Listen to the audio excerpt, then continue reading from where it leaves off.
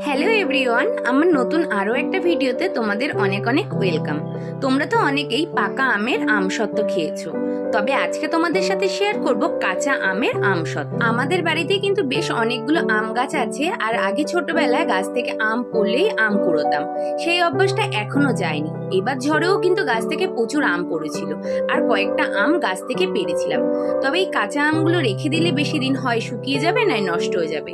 তাই ভাবলাম কিছু একটা বানাই। তাই আমগুলো প্রথমে ভালো করে সমস্ত খোসাগুলো ছাড়িয়ে একটা বাটির মধ্যে জল নিয়ে তার মধ্যে ভিজিয়ে রাখলাম। আমের খোসাগুলো ছাড়ানোর পর ভালো করে আমগুলো ধুয়ে নিয়েছিলাম, কারণ আমের গায়ে অনেক কষ থাকে। আর তোমাদের একটা কথা বলে রাখি, আমি একটা ভুল করেছিলাম, এখানে আমার কতগুলো আমে আঠি হয়ে গেছিল। তোমরা কিন্তু চেষ্টা করবে যাতে আমের আঠিগুলো না হয় একদমই কচি আম, সেই ধরনের আম নিতে, তাহলে তোমাদের কিন্তু কাটতে খুব সুবিধা হবে। আবারও কেটে ভালো করে জলে ভিজিয়ে নিয়েছিলাম। তারপরে একটা কড়াইতে বেশ খানিকটা জল দিয়ে সেই আমগুলো সিদ্ধ বসিয়ে দেবো।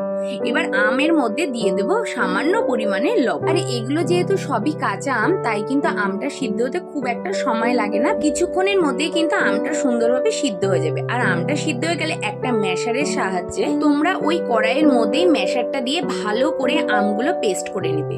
আর এখানে একটা জিনিস ভিডিওতে স্কিপ করে গেছি, আমগুলো ভালো করে ম্যাশ করে নেওয়ার পর একটা ঝুড়ির মাধ্যমে যে আঁশগুলো থাকে সেগুলো বের করে নিয়েছি। তারপরে ওই আমের মিশ্রণটার মধ্যে দিয়ে দেবো পরিমাণ মতন চিনি। আর আমাদের গাছের আমগুলো যেহেতু অনেকটাই টক, তাই আমি কিন্তু অনেকটাই চিনি দিয়েছি। তোমাদের আমের টক বা মিষ্টিটা কেমন সেই বুঝেই কিন্তু তোমরা চিনিটা দেবে। ভালো করে নাড়াচাড়া করে নেব। তারপরে কিন্তু এখানে আমি ব্যবহার করেছি গ্রিন ফুড কালার। আর যেহেতু আমি প্রথমবার এটা বানাচ্ছি, ফুড কালারের ব্যবহারটাও প্রথমবার করছি, তাই পরিমাণটা আমার বেশি হয়ে গেছে। তোমরা কিন্তু একদম সামান্য দেবে। এদিকে এটা ভালো করে হচ্ছিল, অন্যদিকে কড়াইতে আমি কয়েকটা শুকনো লঙ্কা ভেজে ভালো করে মিক্সারে এটা পেস্ট করে নিয়ে সেই চিলি ফ্লেক্স গুলো আমি এই আমসত্ত্বের মধ্যে দিয়ে দেবো।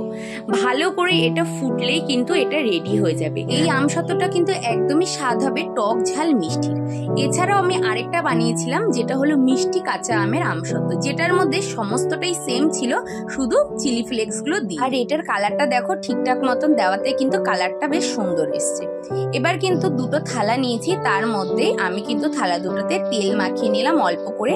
আর যে আমসত্ত্বটা বানিয়েছিলাম এই থালার মধ্যে দিয়ে আমি রোদে দিয়ে দেবো। আর আমি কিন্তু অনেক দিনই আমসত্ত্বটা রোদে দিয়েছিলাম, ওই ধরো 4-5 দিনের মতো। আমসত্ত্বটা রোদে দিলে কিন্তু দেখবে সাইড দিয়ে একা একাই উঠে যাচ্ছে, তখনই কিন্তু বুঝবে যে আমসত্ত্বটা হয়ে গেছে। এভাবেই বাড়িতে বানিয়ে ফেললাম কাঁচা আমের আমসত্ত্ব। তোমাদের ভিডিওটা কেমন লাগলো জানিও, and thank you for watching.